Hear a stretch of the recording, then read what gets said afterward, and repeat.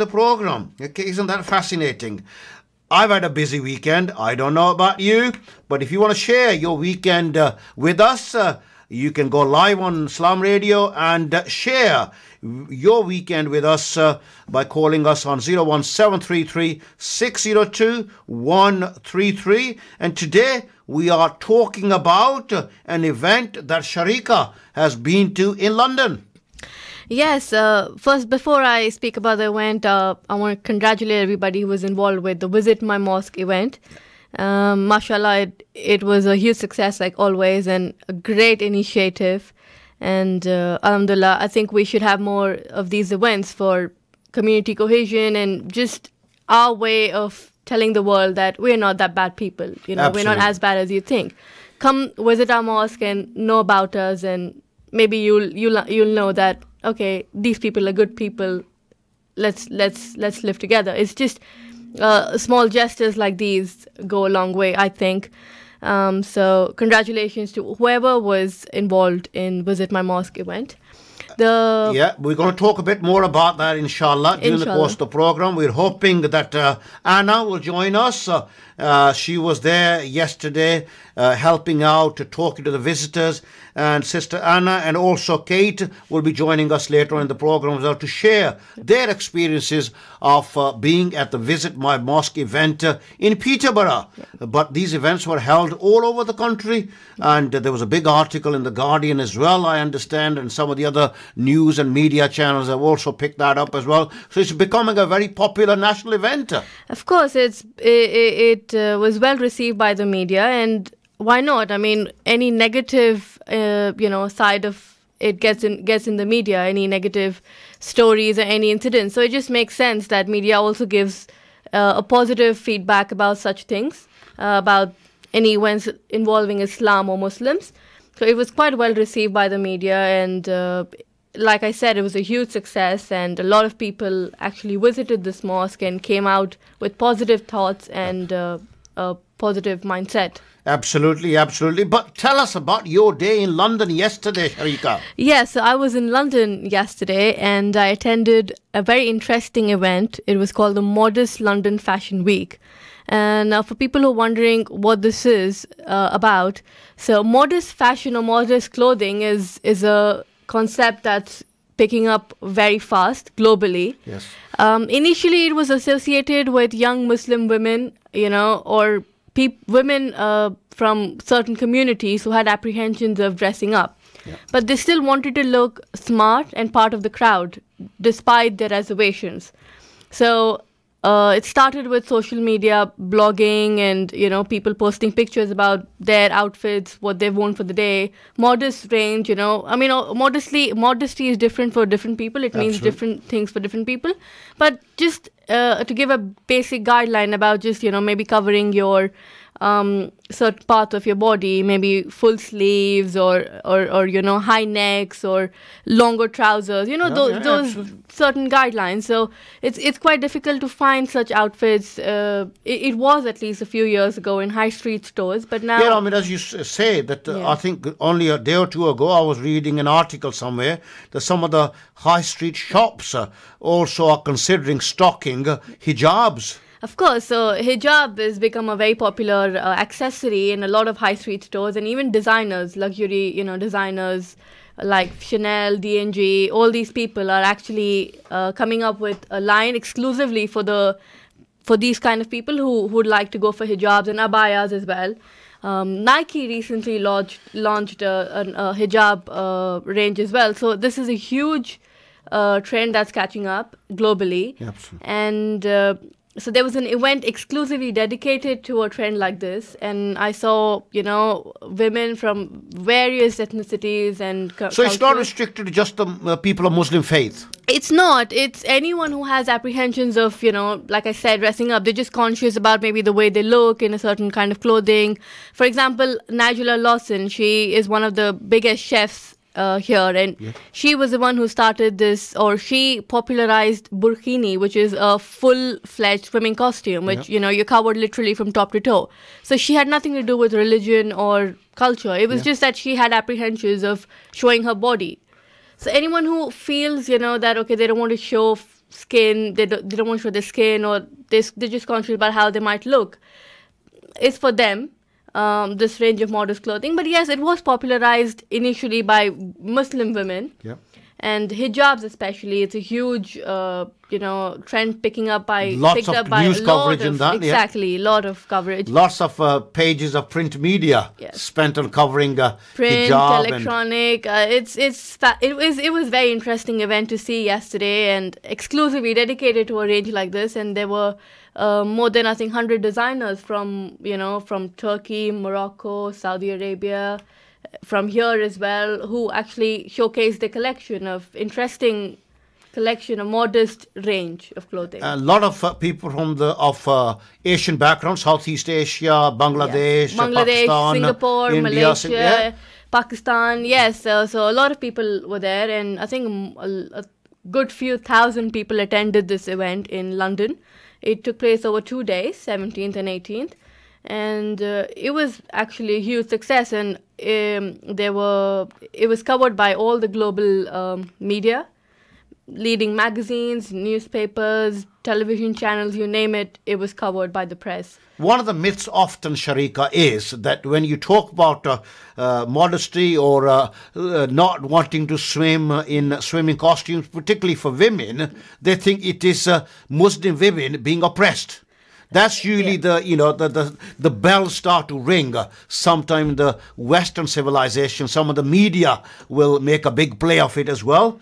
That it is, Muslim women, their parents, their husbands, and they're not letting them wear what they want, etc. What do you say as a young Muslim woman to those sort of myths? I think, like I said, modesty is different. It means different things to different people. But what I really liked about this event was women power. And I was so happy to see that. And I was so happy that media saw the side of it as well. That, because the person who organized it was a woman. And most of the designers there were women. And bloggers, all these who popularized this trend were women. So they were actually talking against, all these myths. And they said that women oppression, people need to know the reality. And it is not. And whoever says that, they meant to dress up like a certain way because their husbands or their families asked them to do so, I don't know. Personally, I haven't had this kind of an experience, alhamdulillah. I mean, you just dress modestly and, you dress appropriately, like for the occasion or for the gathering. And I don't think anyone would point a finger at you. It's also about what you feel comfortable in as well. Exactly. I think it's what you feel comfortable in. And if you feel that, okay, I need to, this is my culture and probably I want to wear something like this. So I don't think there's any reason why you shouldn't. You should wear what you feel comfortable in and not just try to fit in just because someone else is doing it. Do you think there is some peer pressure for young women to fit in, basically? Yeah, I think there is a lot of pressure, especially, when the social media as well. You have people, like I said, bloggers writing about this trend or that trend. So young women do succumb to these kind of pressures. And there was a talk about this as well in the Fashion Week, about how people should not just try to fit in or should not just try to, follow a trend. Be who you are, be original and stand out. That will make you stand out in a good way. So there is no point, like, for example, I can give you my example. There's no point in trying to fit in. Exactly. There is no point. Because if I try to fit in, I'll look even more awkward. Because I don't look like one of these people and I do not even have the similar accent. And you won't feel comfortable with yourself either. Exactly. So I wear, what I feel like wearing, and I won't try to fit in just because everybody else is dressed in a certain way. You respect people the way they are. Of course. I think everybody has an identity and originality, and they should be respected for who they are, irrespective of what they wear or how they look. And generally speaking now, there is sometimes negative publicity, but as you say, because of events like the one that you attended, showcasing modest dressing, people are beginning to realize that it's not just restricted to one particular culture or one particular faith. There are women from different backgrounds who prefer to dress modestly. Absolutely. I mean, you don't have to, indulge in skin show just to look part of the crowd or just to look smart. there were so many women who weren't wearing hijabs, a lot of English women, I think, or foreigners, and they were equally interested in the kind of clothing that was put out there, on sale or whatever was being exhibited. So I saw a mix of crowds. Yes, majority were from a certain community, but there were other people as well who were equally interested in going for a modest range of clothing because they just feel they would like to dress up like that, whatever reason they have. So I don't think it's just restricted to one community. It's become really mainstream now. And people of all cultures, all backgrounds are actually indulging in modest fashion. And that's why there's such a huge demand. And, you have so many people every day. You hear of new designers launching a modest range of clothing. You name it. Like you take Zara, H&M, all the big, high street retailers. They have a section of modest range. That just shows how big the demand is. Yeah, okay. And in terms of, how things have shaped up over recent years, things are looking bright. People are really embracing the diversity and respecting that people do have different desires, different needs.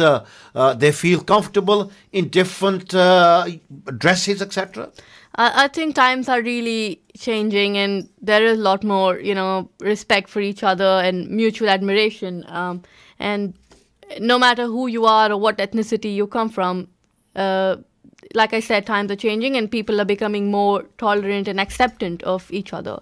And the other thing that we often talk about here on Salaam Radio, and a lot was said yesterday at the Visit My Mosque events as well, we have to share our culture, our religion, our faith, because too often a lot of the people, their views are shaped by what they read quite often in the mainstream media, what they see and what they read. And it is up to us. We have a responsibility to share confidently why we do the things, the way we do them, the way we dress, the way we pray, etc. We share that. Yeah.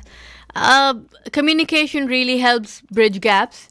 And events like Visit My Mosque and any other community events, it's a good way of trying to, remove these barriers between cultures and communities. And just talking, just telling people about, your culture, your faith, it goes a long way. Okay, and we are going to have Anna next as well, inshallah. She is here already, and we're going to talk to Anna about Visit My Mosque event as well. And if you got any views about yesterday's event, if you were one of the people organizing, volunteering, showing people around, or you invited some guests as well, non-Muslim guests, or you're a non-Muslim yourself and you attended, and you want to give us a call to share your views, your thoughts about Visit My Mosque event, please give us a call on 01733 602 133. And if you can go and get Anna, please, Sharika, I'll be grateful. Do give us a call, and we've got also coming up at 5:22 live here on Salaam Radio, Azan as well. Call to the sunset prayer, the fourth prayer of the day. And inshallah, that's coming your way at 5:22. So we will give you a reminder when it is time for Salat al-Maghrib, inshallah. Just stay with us. You are listening to Salaam Radio with me, Ansar Ali, and Sharika Ahmed. We are enjoying your company. I hope that you will bless us with your company, not just today, but regularly on Salaam Radio. And if you ever have any views about Salaam Radio, you can always drop us a line, info@salamradio.co.uk. We do value the feedback that we get from our listeners. So the email address, once again, info@salamradio.co.uk. Please drop us a line with any thoughts about any of our programs that you have. As I said, we do value feedback of our listeners, and I'm delighted to welcome Anna to our Salaam Radio studio. I know she's had a Walaikum Salam. I know you had a busy day, and if that cake is not properly baked, then I am going to be in trouble. Thank you very much, Anna. Sorry I had to share that with the world. It's okay. It was my day off today, and Brother Ansar asked me to come in, but I was baking a cake, so I dropped it to come in, because what else can you do when Uncle Ansar asks you to come in? Thank you very much. Oh dear. You put me under pressure already, Anna. Okay. Uncle Ansar, yes. Thank you very much. Okay, dear. Okay, I feel privileged and honoured to have you both here. Sharika has been talking to me about this event in London that she attended, and you had a busy day as well, so you probably were entitled to a day off today as well. Visit my mosque events in Peterborough. Yeah, so it was a great day. We opened 3 mosques in Peterborough. So Masjid Khadija, Gossia Mosque, and the Burton Street Husseini Centre. Yeah. So each of those was amazing in its own way. I visited all 3. Good. And I was so happy to be in through the doors of each of them. And for me, it was a discovery too. Absolutely. And, you know, Anna, I know that you value events like this. You know, you're always saying that, you know, we ought to do more to share our beautiful religion with the wider society. That's we're not doing enough. So it was a fantastic, 3 mosques for the very first time in Peterborough. Yeah, so what was great about yesterday actually was that as well as me being allowed in all 3 mosques, obviously we had people from outside coming in. And on my tour of the 3 mosques, I saw the same people who were going to all 3 mosques. So it's brilliant that, you know, people weren't just going into one mosque and experiencing that, but they were going into more than one mosque. So when they talk about this, they can really talk about, you know, those different experiences, which each of them were beautiful in their own way. And that's a really strong position of us as Muslims. You know, we face Islamophobia a lot. So having people being able to see 3 different spaces, you know, they can say with authority how beautiful these spaces were, how warm, how welcoming. So it was a really, really great day. And I know you spoke to a lot of the visitors as well. You were engaging in conversations as well. What was the general feeling? I mean, I know a number of people said that they'd never been in a mosque before. That's right. So we have people who've never ever been in a mosque before. I met one group of people who only one of them knew that this was happening, and they'd all got together, a group of friends, 4 of them, for lunch. And at lunchtime, the one who knew this was happening said, I know what we'll do this afternoon. They said, what? She said, we'll go to the mosque. And their jaws dropped because they thought they live in this area, Millfield, and yet they've never been in a mosque. So for them, it was absolutely fantastic. And they came and they were full of questions, and it was great to be able to answer those in that space. And questions that range from everything to how do you use this space to really deep theological questions that I had to pull my theologian husband in for. I have to admit, I couldn't answer all of them. Edward had a busy afternoon. I was happy that Edward was there. Absolutely, we were very grateful that he was there as well. I was, because there were some questions that I had to field in his way as well. But the other thing was that it was great to see some of our women from our community joining in, and really the younger generation embracing this event. Absolutely. I actually have to say, for me, there were 2 firsts here. So Masjid Khadija I've been to. Masjid Gossia, this was my first time. I've seen you talk about Masjid Gossia. You know, you speak very affectionately of it. But I've never set foot into Masjid Gossia. So it was very nice to go in there and get a feel for the place and see it. And also the Burton Street Mosque. You know, even though it's not far from where I live, all the mosques are, you know, we feel like they're in one area sometimes, and it's over the other side. So you don't always go over there, do you? The other side of Eastfield Road. Absolutely.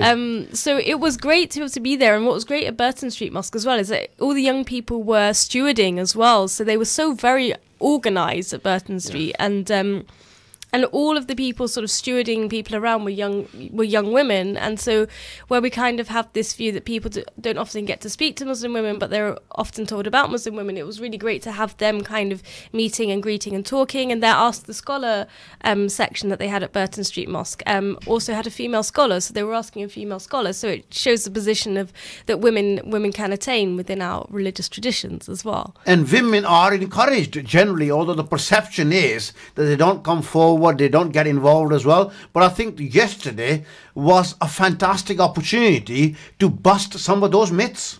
I think so. I mean, I would never say women don't come forward, because I think in the Muslim community, the women drive most things, right? Like, it's we've got incredibly well-educated women, incredibly active women. You know, I was also reminded yesterday that, you know, our very own, so Fatima Manji, the ITV Channel 4 TV presenter, you know, she comes from here. That was her mosque, Burton Street. Well, she came on my program on the BBC many years ago as a schoolgirl. Yeah. Okay, we're going to take a break because we've got Salatul Maghrib coming up and Azan as well. Call to prayer for the fourth prayer of the day. You are listening to Salaam Radio with me, Ansar Ali, Anna, and also Sharika. We are talking about Visit My Mosque events that happened all over the country yesterday. All the mosques in every town and city across the UK were busy. We had 3 mosques in Peterborough participating, and we had a fantastic turnout. If you're one of the volunteers, one of the organizers,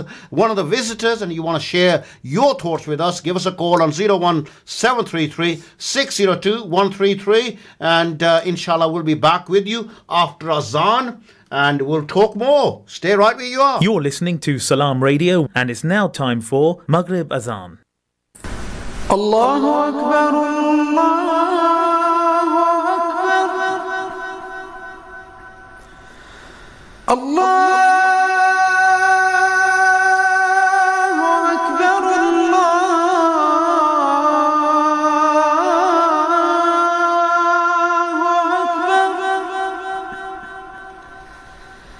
أشهد أن لا إله إلا الله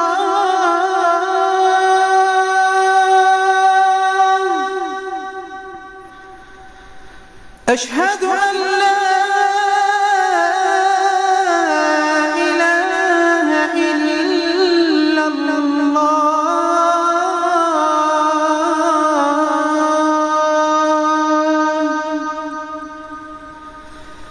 أشهد أن محمدًا رسول الله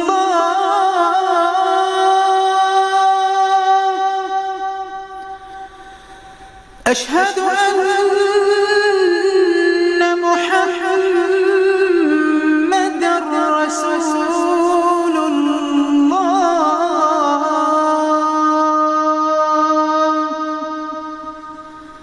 حي على الصلاة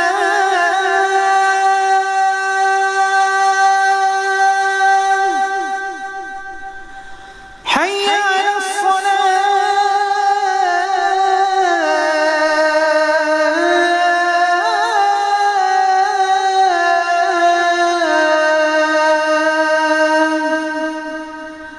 حي على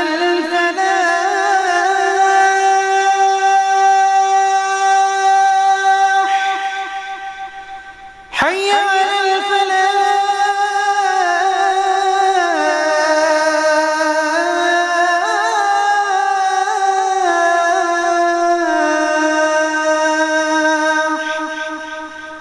الله أكبر الله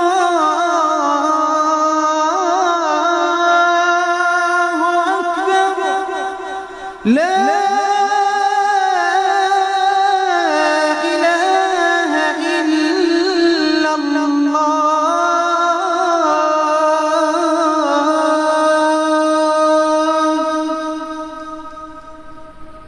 الله أكبر الله أكبر لا إله إلا الله.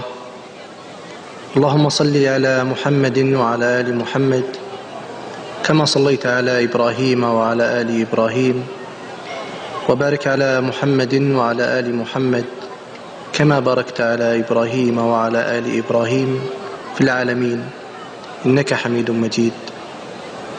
اللهم رب هذه الدعوة التامة والصلاة القائمة آت محمدا الوسيلة والفضيلة وابعثه مقاما محمودا الذي وعدته. اللهم آتنا في الدنيا حسنة وفي الآخرة حسنة وقنا عذاب النار. اللهم بك نحيا وبك نموت وإليك المصير. رضينا بالله ربا وبالإسلام دينا وبمحمد صلى الله عليه وسلم نبيا ورسولا.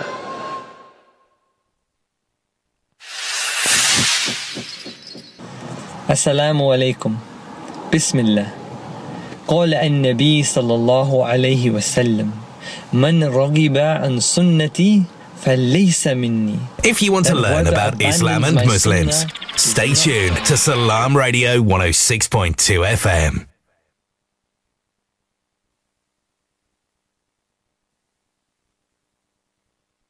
طلع البدر علينا من ثنيات الوداع وجب الشكر علينا ما دعا لله داع. All the white moon rose over us from the valley of Wada, and we owe it to show gratefulness where the call is to Allah. طلع البدر علينا من ثنيات الوداع وجب الشكر علينا ما دعا لله داع. رسول الله رسول الله رسول الله رسول الله نبي الله نبي الله نبي الله نبي الله الله. أيها المبعوث فينا جئت بالأمر المطاع جئت الشرف كالمدينة مرحبا يا خير داع. Oh, you who are raised amongst us, coming with the word to be obeyed, you have brought to the city nobleness. Welcome best caller to Allah. أيها المبعوث فينا جئت بالأمر المطاع جئت الشرف كالمدينة مرحبا يا خير داع.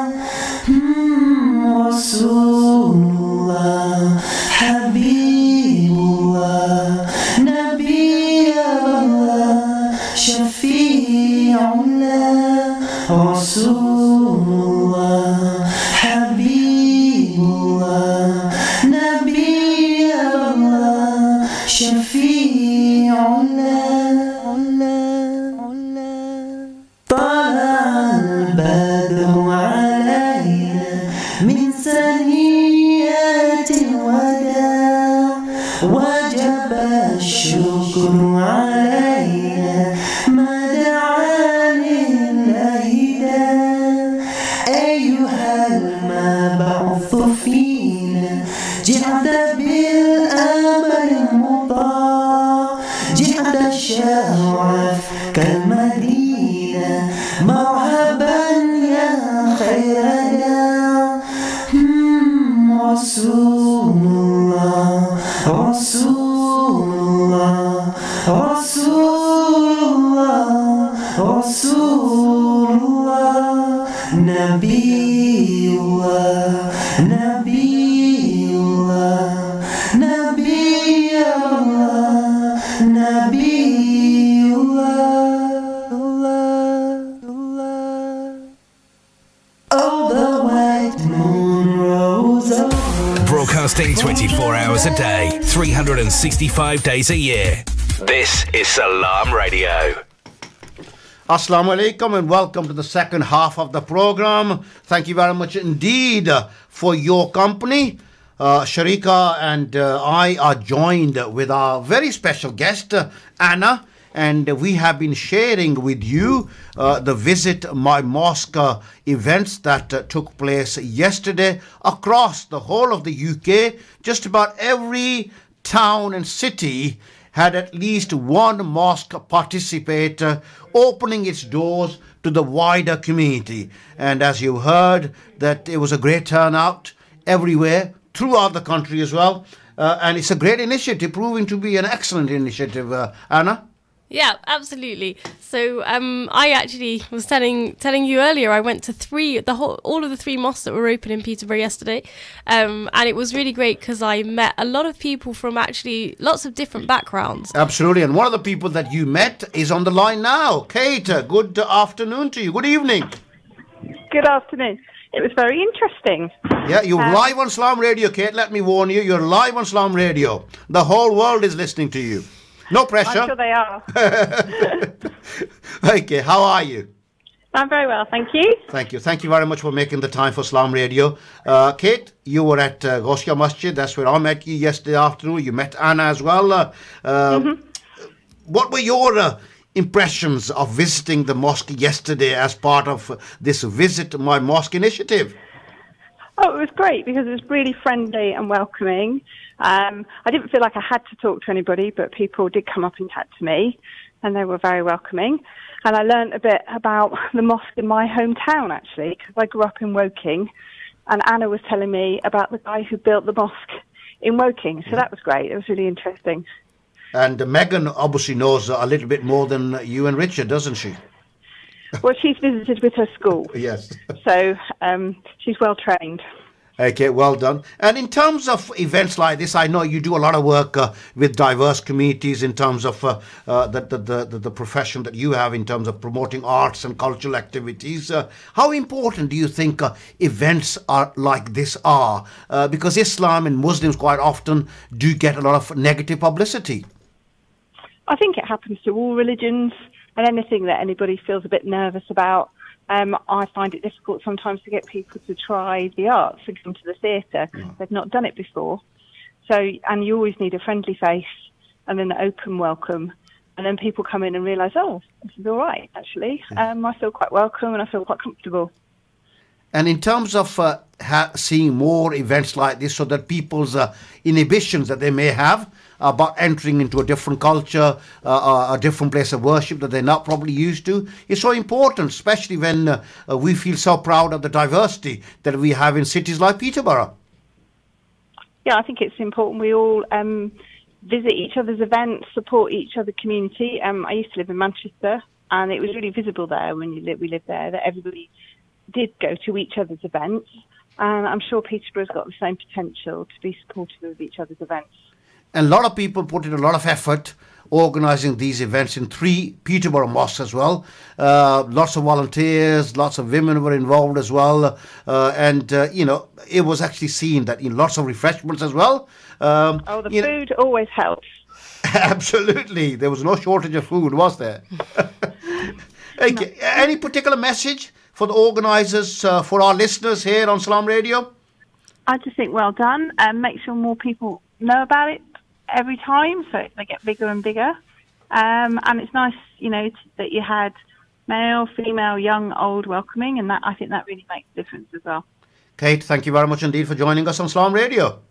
All right, thanks very much. Bye. Bye-bye. That was Kate Hall sharing her experience of visiting the mosques in Peterborough as part of a Visit My Mosque event. It's really good to hear those very positive comments, Anna.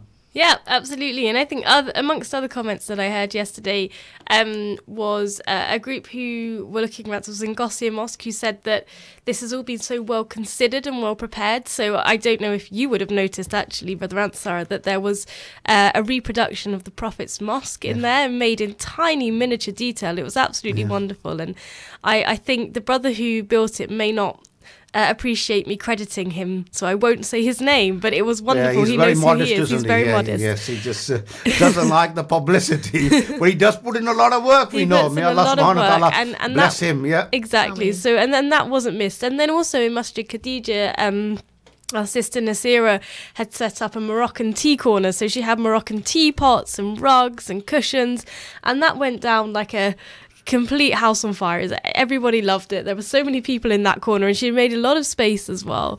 So that went down really well. And who else? I mean, Shapla Kohli, who does storytelling on Saturdays at Masjid Khadija for children, she actually made the upstairs of Masjid Khadija into this beautiful storytelling space with books and bunting and places to sit, and she did storytelling in the afternoon. So that was really good for the children who were interacting with the mosques too, so that they could get an experience of some of these stories that we tell in our spaces. Absolutely. And you know, I went to see my parents not first thing in the morning, but late in the morning, and then I made my way to Khadija Masjid about 12 o'clock. And I was thinking to myself, no, maybe most people on a Sunday, they probably wouldn't turn up that sort of time. They'll come in the afternoon after Zohar prayers as well. But to my delight, as I walked in, people were actually, you know, it was quite busy. It was really busy, and I mean, and it was incredibly diverse as well. So I had some little known facts. My second language is French, so I had somebody call me from behind and say "Salut," which is like "Hi" in French, and I turned around. I didn't know the woman; it was a Senegalese woman. I think maybe because I was wearing a beret on my head, she'd assumed that I speak French, and it was a correct assumption. So she started speaking away to me in French. She was there with her husband, who was English. She had another friend coming who was French, and then as I walked into the mosque, again, there's just great diversity of people from all sorts of different backgrounds, and you know, it really felt like a very British mosque experience, because it was so diverse, and it was so wonderful to have such a diversity of people interact with that space. And it is all about respecting different cultures, different faiths, isn't it? And if we share, we will get to understand more, and we will value and respect each other more. Absolutely, exactly. And I think that's what I could see going on. You know, I could see that in action there. There were also people from the local church who came from St Mark's on Lincoln Road. So they were there, and it was wonderful. I've seen them a couple of times, you know, with the mosque, have a relationship with them. We do, and Adrian Hallstock will be starting a programme on Wednesday here on Salaam Radio. Oh, great. There you are. So we are all embracing Salaam Radio. Yeah, it's great. I mean, it's brilliant, and good that, you know, they've been to that mosque a couple of times. You could see on that day they felt incredibly comfortable there, and it was nice to see the sort of almost comfort in a mosque space that's not just for Muslims, which made my heart melt, actually. That was a very heart-melting moment yesterday. Before you joined us, we were talking about an event that Sharika went to in London yesterday. It is about promoting modest dress. And we were saying that quite often, you know, when people were talking about, you know, having the burkini on, not showing their body basically, you know, usually Islam used to get, as a religion, used to get dragged into, well, this is another way that Muslim men oppress women as well. Right. And Sharika was saying that, you know, it was good to see a lot of people, diverse, different cultures, different nationalities, ethnicities coming along and showcasing new outfits, you know, modest dresses. Yeah. So it's not just Muslim women who feel comfortable in all that. It's, you know, it's something that welcomed by the wider community. And I think it's something actually that we've been waiting for. I mean, we now, as the Greater British Women, for a long time. I've had so many conversations, and when I first came into Islam, and I remember really struggling to find the sorts of clothes that were modest, and I would say to my friends who were not Muslim, it's a real struggle to find Muslim clothes, and they'll be like, yeah, it is for us. It's not special to you Muslims, like for all women, it's really tough. So I'm not surprised now that, you know, Muslim fashion, quote unquote, is being mainstreamed, because actually I think there's been a desire for clothes that cover us properly for a long time. It has been in the past incredibly hard for women to find clothes that just fit them normally. You know, it's sort of almost like designers assume that you want to be showing something, and actually most women, I think, don't. So it's great that big brands like H&M are picking up on those sort of fashion ideas as well, and it's becoming high street. And a lot of the designers, you were saying, Sharika, they're actually putting a lot of time and effort into it, because for the high street shops and the designers, it makes good business sense as well. Of course. I mean, what started as a very niche, you know, industry or a concept, now you can see all the high street retailers and a lot of luxurious brands are actually tapping into this, what is being said as a £1 million industry, because there's so much demand for modest fashion, or what started like Muslim fashion. Hijabs, the headscarves, and the abayas and the overcoats, you know, all these, they're associated with modest fashion. And take Chanel, D&G, they're making hijabs, headscarves for women.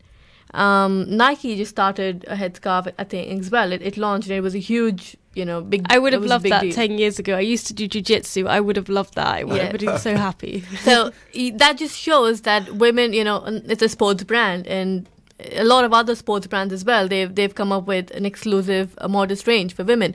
That just shows that women, obviously they go to the gym or they work out. That's why they need sportswear. Yep. Business attire, I saw some amazing outfits for work. Very smart, very modest, and that just means that, okay, do you have business women? That's why they need modest clothing. Yeah. So it just showed that, women know where. I could feel that oppression over there. I felt so empowered sitting there because the organizer of the event, she herself runs a very successful, probably one of the most popular online retailing store of modest fashion, Romana. And she was she and the other women all over there. So it was very, very nice to see, women come out and promote their own brands and their businesses. It was so empowering. It was really nice. And obviously, it actually also encourages more women who probably otherwise would feel alienated, disenfranchised, to come out and be part of mainstream society as well. Not just Muslim, but other women who probably otherwise would not participated in some of the sports, etc., because the way that you needed to dress wasn't something that they felt comfortable in. And we've got some great sportswomen that I think have really helped us in that, like Ibti Haj Muhammad in America. Yeah. And the fact that she really stood by her headscarf even when Donald Trump made those nasty comments that he did. And the fact that there's a doll of her now. Amazing. So we've had some really great characters kind of come up and stand and be counted in hijab, and I think that's wonderful. Okay, we're going to move back to the Visit My Mosque event as well. You also had some input into an article in one of the mainstream media as well about Visit My Mosque event, because you and some of your colleagues took a lot of the views, etc., what was happening up and down the country as part of Visit My Mosque event. Just talk a little bit about that. Obviously the editor of that newspaper must have been very keen to cover that. Yes, so this is about an article that's in The Guardian today, which I actually don't have the title in front of me. It's by Ramona Ali. It's in the opinion section. Brother Ansar will probably get the title up in a minute. But actually, Ramona actually has been wanting to write this article for a long time. So Visit My Mosque is a great occasion to let other people in on our culture and to talk about our culture and our religion. Sorry, not just our culture, our religion and our different cultures, because we have many. But one of the things that I campaign about and that Ramona knows about is also making sure that mosques are diverse in the people who go and worship there. So they don't discriminate against women, they don't discriminate against ethnic minorities, and some mosques sadly do this, and others do really well. So our local Peterborough mosques are actually great. We write stories about them on our campaign page, which is called Open My Mosque. And Masjid Khadija's been in there quite a few times as a really good example of a good inclusive mosque. But we also talk about the mosques that don't include. And this article talks about Visit My Mosque, but says we also need to be aware that there are some mosques that are not entirely inclusive.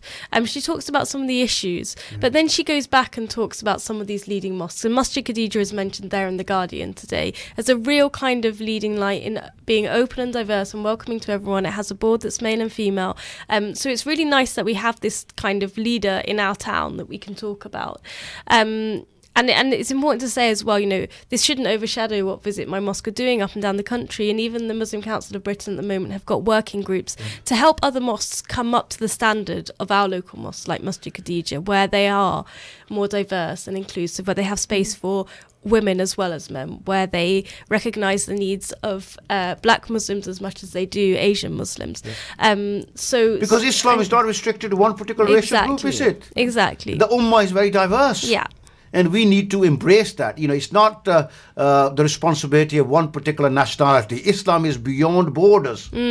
Exactly. And so this is kind of sort of thing that we've tried to, that Ramona's kind of covering in that article. Is she's saying that Visit My Mosque is a wonderful initiative, and at the same time, it shows us that there are some great mosques, but there's also some work that other mosques need to be doing.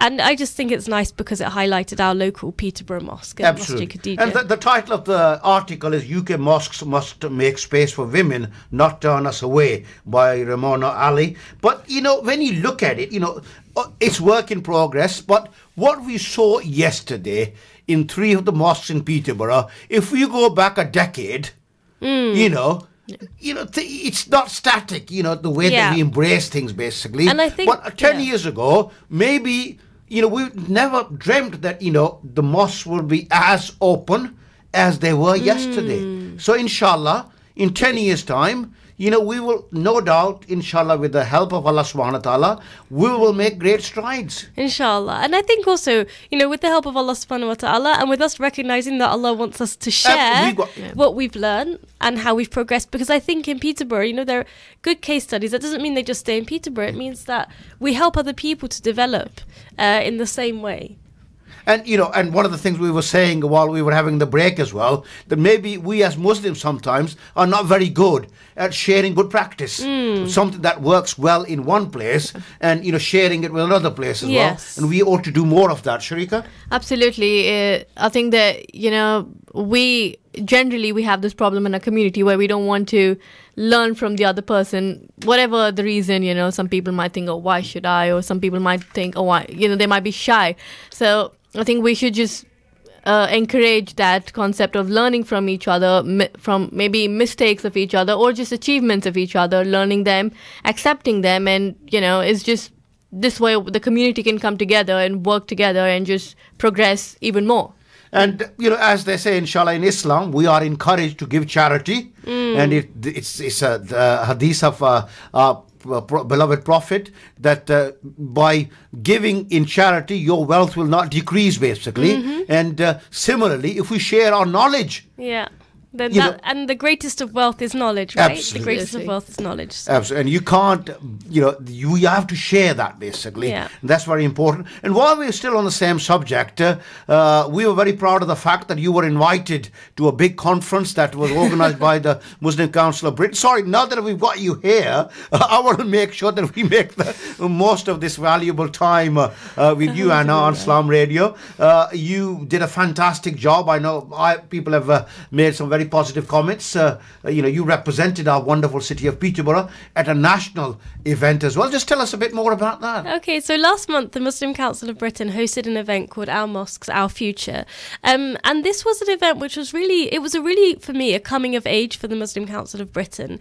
In there they discussed several kind of contemporary issues. So we discussed the role of women, a women's perspective on mosques, which is what I spoke about, using some of the stories from my campaign website, Open My Mosque. And we also talked about experiences of black Muslims. We talked about governance. We talked about schools and safeguarding. All of these are really big issues for us, and it's all part of this learning from one another. And we also talked about the convert experience, which Sister Betul Al-Toma from over in Leicester led on. So I presented on a woman's perspective of mosques, and I just spoke about the fact that, we do still have this issue where 1 in 3 mosques in the UK have no facilities for women.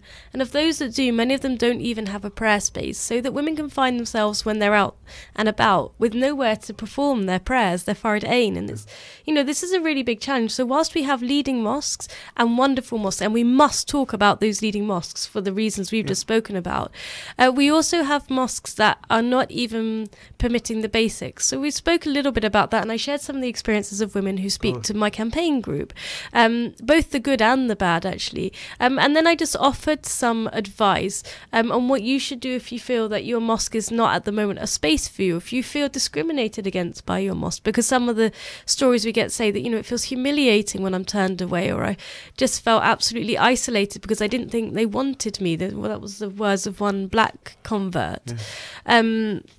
So I gave a few sound bites of advice at the end of that. The video is it's not on the MCB site yet.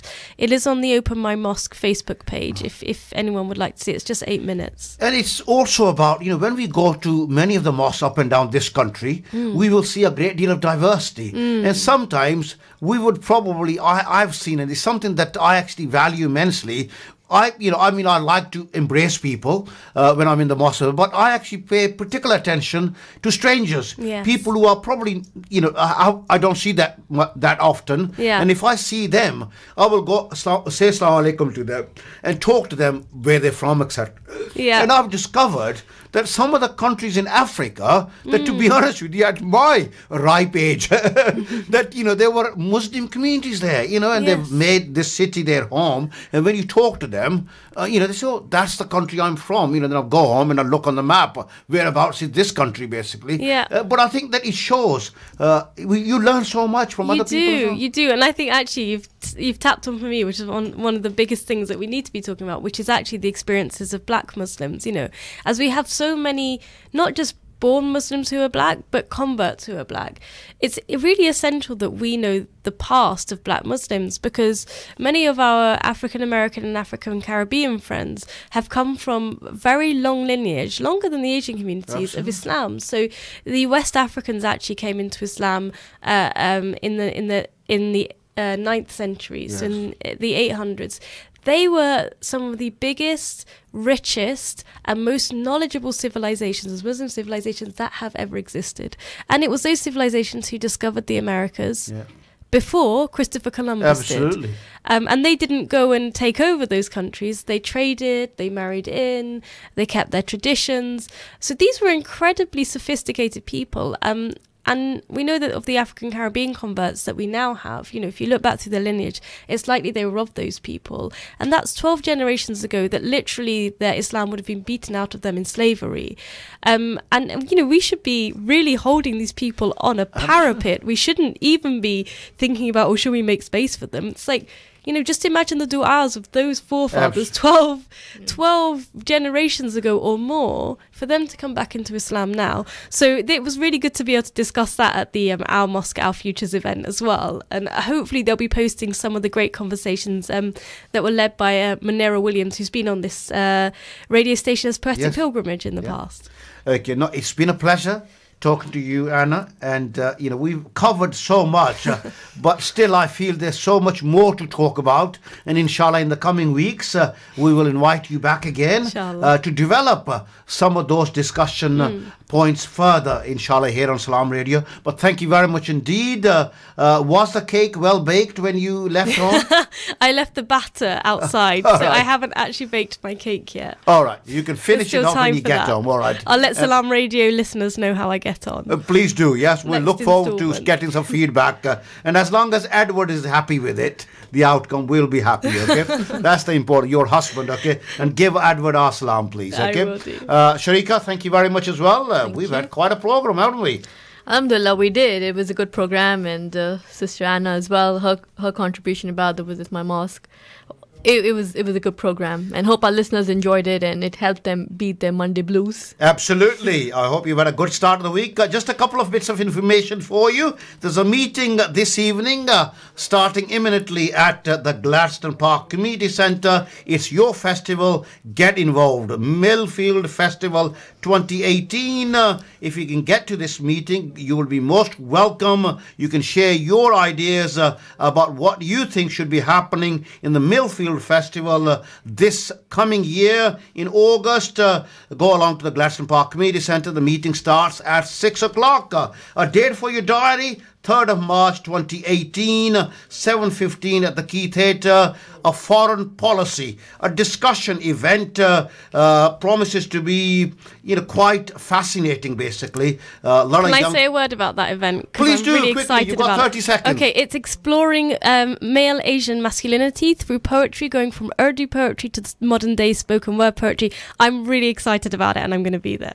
Yeah, you're going to be there. And can I invite you back on Wednesday to talk a bit more about this? Right. Not Wednesday, but in the coming weeks, actually, inshallah. We'll do that. But now, thank you very much indeed, Anna, for that. But we will invite some of the people involved in this event, a foreign policy event taking place in Peterborough. Promised to be a great discussion. 3rd of March 2018, 7:15 at the Key Theatre. Make a note of that date in your diary, 3rd of March, and we will tell you more, inshallah, in the coming weeks. Remember, to make Salaam Radio your number one choice for listening. I have the pleasure of your company every Monday, Wednesday and Friday from 5 till 6. And I'm always delighted to have Sharika alongside me presenting on a Mondays because she's got other commitments as well. But I value Sharika's contribution. We also want to thank Qasim as well, working behind the scenes and above everything else. Thank you, brothers and sisters, for your very pleasant company. I hope you've enjoyed the program. Remember us in your du'as and remember, sharing is very important. Share our beautiful religion with your non-Muslim colleagues, neighbors, etc. Very important indeed. And that's the only way that some of the misconceptions that exist in the wider society about Islam and Muslims, we can erase those. It is our responsibility. Allah Hafiz. Inshallah, I'll be back with you on Wednesday at 5. Stay tuned to Salaam Radio after this short ad break. The Prophet Muhammad, peace be upon him,